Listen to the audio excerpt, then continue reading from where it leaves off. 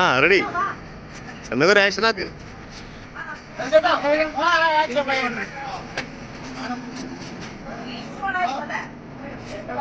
ആ ആ ഇങ്ങനെ വന്നാ മതി.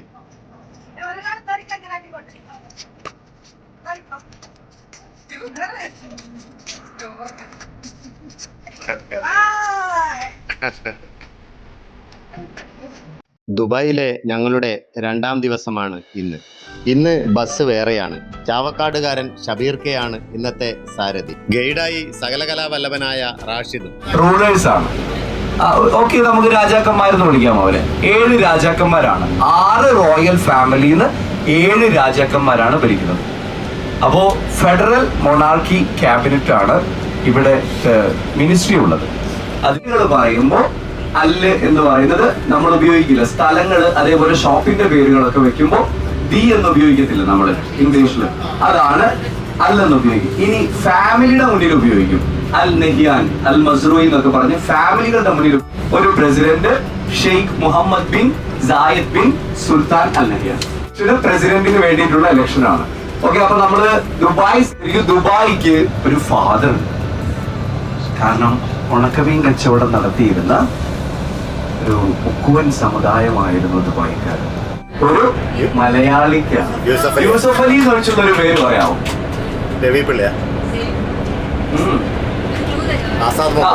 ഒരു ക്ലൂ തരാം, ചെറിയൊരു ക്ലൂ തരാം. ഓക്കെ, അദ്ദേഹം ഒരു തൃശ്ശൂർക്കാരനാണ്.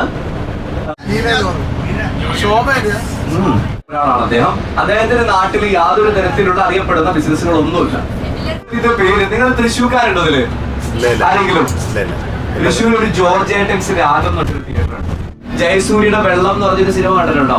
ആ വെള്ളം എന്ന് പറഞ്ഞ സിനിമയില് ഒരു ഡയലോഗ് ഉണ്ട് അല്ലെ, ഇൻസൾട്ട് ആണ് Murali, king of Burj Khalifa എന്നാണ് അദ്ദേഹത്തിന് ഇവിടുത്തെ രാജാവ് പേരിട്ട് കൊടുത്തിരിക്കുന്നത്. രാജാവ് പേരിട്ട് കൊടുത്തതാ കിങ് ഓഫ് ബുർജ് ഖലീഫ.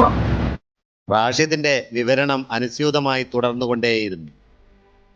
കാതുകൾ റാഷിദിന്റെ വിവരണം കേൾക്കുന്നതിലും കണ്ണുകൾ പുറത്തെ കാഴ്ചകൾ ഒപ്പിയെടുക്കുന്നതിലുമുള്ള തിരക്കിലാണ്. ദൂരെ ഞങ്ങൾക്ക് മുന്നിലായി ഇടതുവശത്ത് കാണുന്നതാണ് ദുബായ് ഫ്രെയിം. ഒരു ഫോട്ടോ ഫ്രെയിം പോലെ തോന്നിക്കുന്ന ആ നിർമ്മിതിയുടെ ഉയരം 150 മീറ്ററാണ്. 15,000 സ്ക്വയർ മീറ്ററിൽ സ്വർണം പ്ലേറ്റ് ചെയ്താണ് ഈ ഫ്രെയിം നിർമ്മിച്ചിരിക്കുന്നത്. ഇതിന്റെ ഇരുവശങ്ങളിലുമായി ദുബായിയുടെ 2 വേർഷൻ നമുക്ക് കാണാം, പഴയതും പുതിയതും. ദുബായി എന്ന മഹാനഗരത്തിന്റെ മാന്ത്രിക കാഴ്ചകൾ കണ്ട് അമ്പരന്നിരിക്കുകയാണ് ഞങ്ങളെല്ലാവരും. കാലത്തിന്റെ മുഖപടത്തിന് മുന്നിൽ കുത്തനെ നിർത്തിവെച്ച ഒരു ഫ്രെയിം.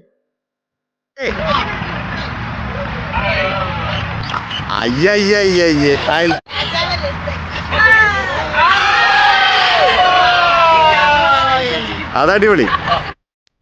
10ഉം 12ഉം വരികളുള്ള വിശാലമായ റോഡുകൾ.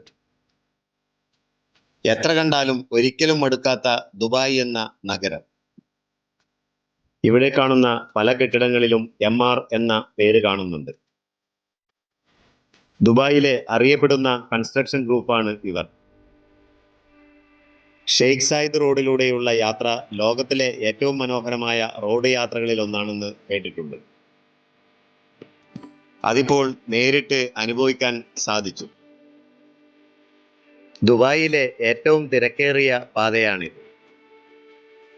അബുദാബിയെയും മറ്റ് എമിറേറ്റ്സുകളെയും തമ്മിൽ ബന്ധിപ്പിക്കുന്നു. ദൂരം 558.4 കിലോമീറ്റർ.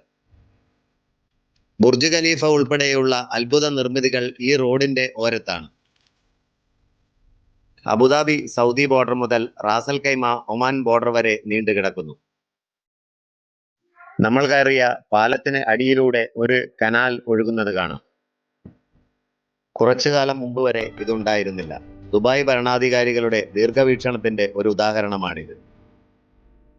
ധാരാളം പണം കയ്യിലുണ്ടായി എന്നതുകൊണ്ട് കാര്യമില്ല. ദീർഘവീക്ഷണവും കാഴ്ചപ്പാടുകളുമാണ് പ്രധാനം. വിശാലമായ ഈ വീഥികൾക്കിരുപുറത്തും ചെടികൾ പൂത്ത് നിറഞ്ഞു കിടക്കുന്നു. പുല്ലുപോലും മുളക്കാത്ത മണലാരണ്യത്തിലാണ് ഈ കാഴ്ച എന്നോർക്കണം. ദുബായിയുടെ ശില്പികളായ ഭരണാധികാരികളുടെ ചിത്രങ്ങൾ പലയിടത്തായി പ്രദർശിപ്പിച്ചിരിക്കുന്നത് കാണാം. നോക്കിക്കഴിഞ്ഞാൽ നിങ്ങൾക്ക് ആ ഒരു ഹോട്ടൽ കാണുന്നുണ്ടോ? That Burj Al Arab hotel. ഇത് എവിടെയെങ്കിലും കണ്ടതായിട്ട് ഓർമ്മയുണ്ടോ? ഏതെങ്കിലും ഫോട്ടോയിൽ കണ്ടതായിട്ട് ഓർമ്മയുണ്ടോ? കുറച്ച് പേര് ആളെ ഇട്ടിട്ടുള്ളല്ലോ, ബാക്കിയുള്ളവർ കണ്ടിട്ടില്ലേ? Yes, exactly. ഒന്ന് ആലോചിച്ച് നോക്കിയേ, അതാണ് ആദ്യത്തെ ദുബായിലെ tourism project, the first one, Burj. ദുബായിലെ തദ്ദേശവാസികൾ എമറാത്തികൾ എന്ന പേരിലാണ് അറിയപ്പെടുന്നത്. അവരുടെ വീടുകളാണ് റോഡിന് ഇരുവശത്തും. ഈ വീടുകളെല്ലാം പെയിന്റ് ചെയ്തിരിക്കുന്നത് ഒരു പ്രത്യേക കളർ തീമിലാണ്. മരുഭൂമിയിലെ സ്വർണ്ണമണലിന്റെ വർണ്ണമാണ് ഇവർ സ്വീകരിച്ചിരിക്കുന്നത്. അൽജുമേറ ബീച്ചും അവിടുത്തെ പ്രസിദ്ധമായ അൽ അറബ് ഹോട്ടലും ദുബായ് സിറ്റി ടൂറിന്റെ ഭാഗമായി ഞങ്ങൾ കണ്ടു. വാണിജ്യത്തിനായി തങ്ങൾ യാത്ര ചെയ്ത പഴയകാല പായക്കപ്പലിന്റെ രൂപമാണ് ഇതിന് നൽകിയിരിക്കുന്നത്. ദുബായിയുടെ മുഖമുദ്രയായി മാറിയ ഒരു ക്ലാസിക് നിർമ്മിതി.